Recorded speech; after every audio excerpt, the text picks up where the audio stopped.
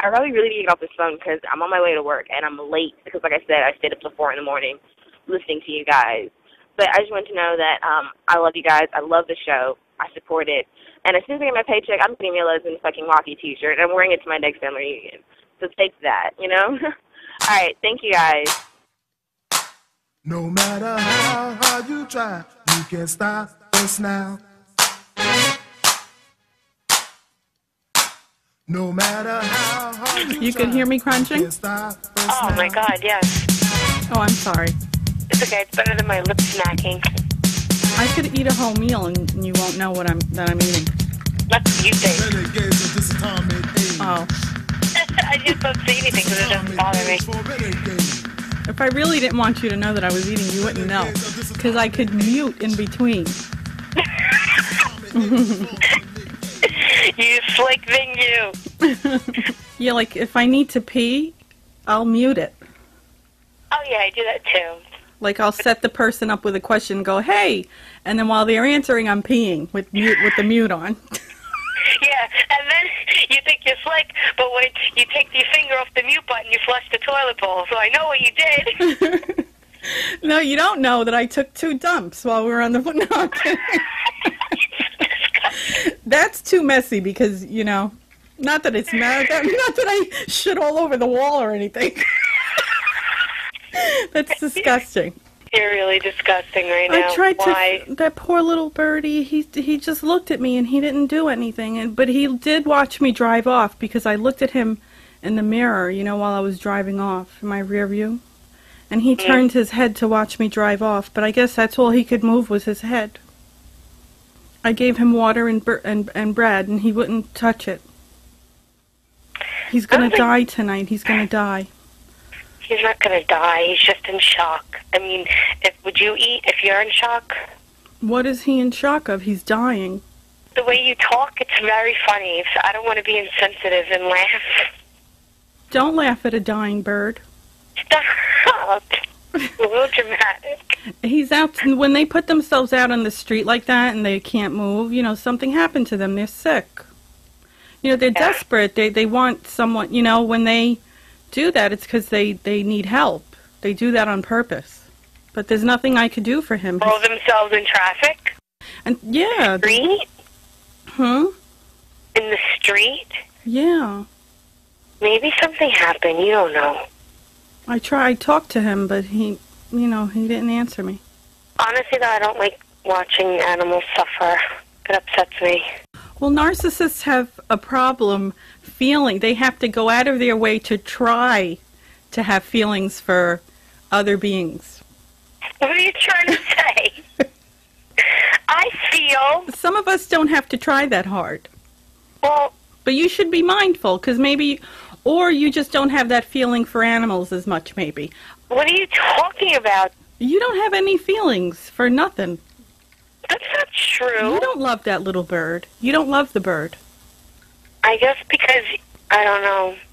Because you just don't love the bird. I'm not in it. What? If I was to see it myself, I would do the same thing. I did that with the cat. I have to see it and feel it myself. Well, that's how it is for narcissists. Is they have to manipulate themselves to have feelings, you know? I'm not manipulating. You're a jerk. What are you concocting today? How was your vacation? What do you want to talk about? You went to the Bahamas, one of the most gay-hating islands in the Caribbean, next to Jamaica. That's okay. When I went to the Bahamas, they were picketing and protesting our being there because it was a gay cruise. I don't want to say it was violent, but it was a very scary protest that they had to our cruise showing up on their island. Mm-hmm. I didn't even get off. And they're more strict or like hateful towards the men than the women. They don't like the men or the women.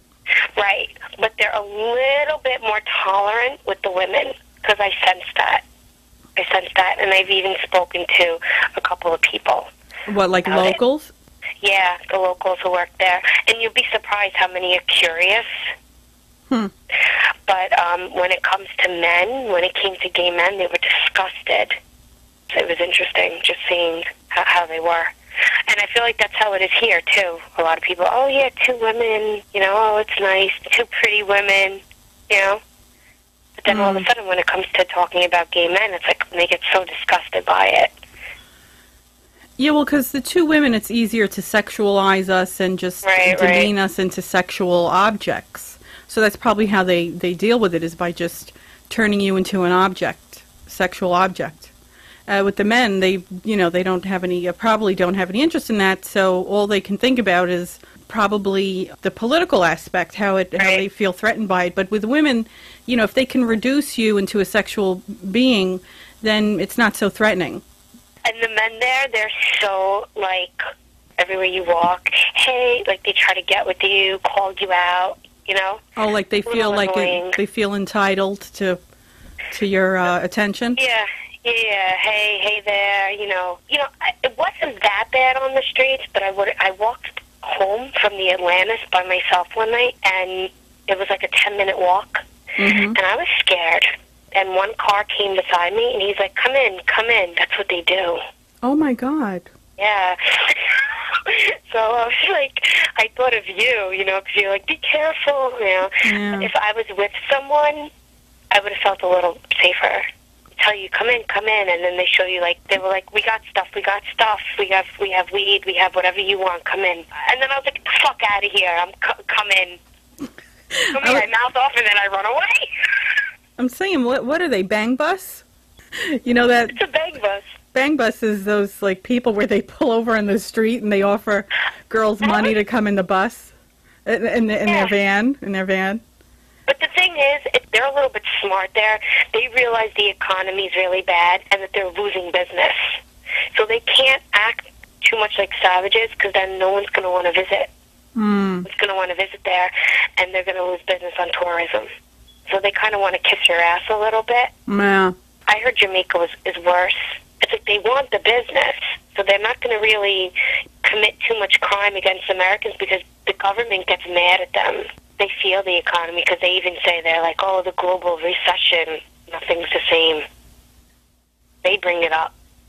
When you sit down and talk to them, yeah, they're schemers there. They know how to scheme. I gave them $100 for a dive, because I went diving. And they said, oh, you know, the trip was maxed out. Tell them you're just riding, and don't worry, you're going to dive. So they said, where's your receipt? I'm like, I don't have one. I said, I'm just riding. So that ride alone was $50. They pocketed the other $50. You see what I'm saying? Yeah, so they try to scam the tourists. They scam, yeah. So I said, listen, I'm from New York, and I'm 10 steps ahead of you. What? And then they blame each other. She has the money. No, he has the money. You know. So, look, I don't care who has the money. I was like, but I know this was $50. I was like, and you kept an extra $50. I mean, what the hell kind of cockamamie vacation did you go on? That sounds like more stress than just staying home and going to, like, Long Beach and just hanging out on the beach. You might as well just have rented a house on Fire Island for the weekend. No, I had a great time. I dove. I did deep sea diving and stuff like that. And I'm 2 classes away from becoming a certified diver. Right now, I could only go 15 feet. So. Oh, so there's a reason to become certified. Okay. Yeah, you go deeper into, you know, other waters, you know, with sharks and stuff. I know you're going to think I'm crazy.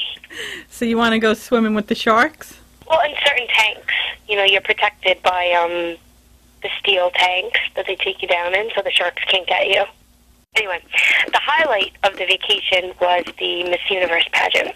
And I didn't know it was there. I'm sorry, I'm chewing ice. Go ahead. And I've spoken to a couple of contestants. And did you get to speak to Miss Venezuela? No. I spoke to Miss Guatemala. Oh, how really cute.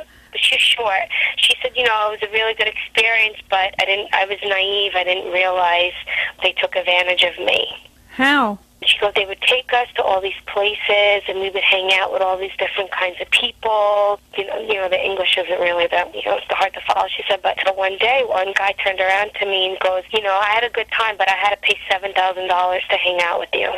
She said, you know, I felt like a prostitute. It was like a business. Like, they had all these wealthy men pay to hang out with these women, and they took all the money.